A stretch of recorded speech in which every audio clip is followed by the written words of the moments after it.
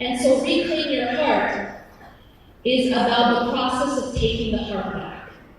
It's about the process of taking our hearts back from the dunya, back from money, back from status, back from power, back from the creation, and then giving it to Allah subhanahu wa ta'ala.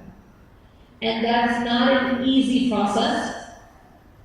It's a process that requires an emptying and then filling.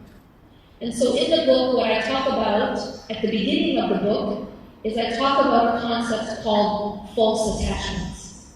I talk about the process of emptying the heart of false attachments.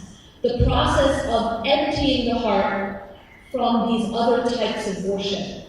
Because when we say, La ilaha illallah, every single one of us says, La ilaha illallah. That's what makes us Muslim. But what does it mean to say La ilaha illallah? La ilaha illallah is not just a statement of the tongue.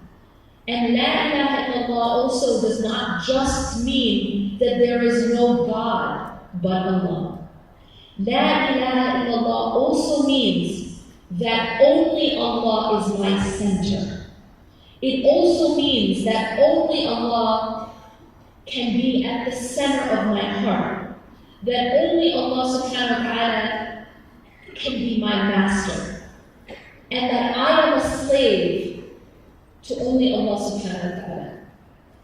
That my greatest love and my greatest dependence and my greatest fear and my greatest hope and my greatest dependence and reliance is on Allah subhanahu wa ta'ala. And so La ilaha illallah is much bigger than some of us make it. So how can we live La ilaha illallah? That is the process of reclaiming your heart. The first part is about detachment. The process of detachment. What does it mean to detach? Detachment is that process of taking out the other things that are filling our hearts. Taking out the other competitors with Allah subhanahu wa ta'ala from the core of our heart. Now, does this mean that we can't love other things? Does this mean we can't love our families or we can't love our careers or our money? And the answer is no. We can love these things. But Allah subhanahu wa ta'ala warns us in the Quran about loving these things as we should only love Allah subhanahu wa ta'ala. And Allah subhanahu wa ta'ala specifically mentions certain things that we all love. He says that, say, if your fathers, your parents, or your children, or your spouses, or your relatives, your family, your business, your dwelling, that if any of these things are more beloved to you than Allah and His Messenger and striving in His way, then Allah subhanahu wa ta'ala فَتَرَبَّصُوا.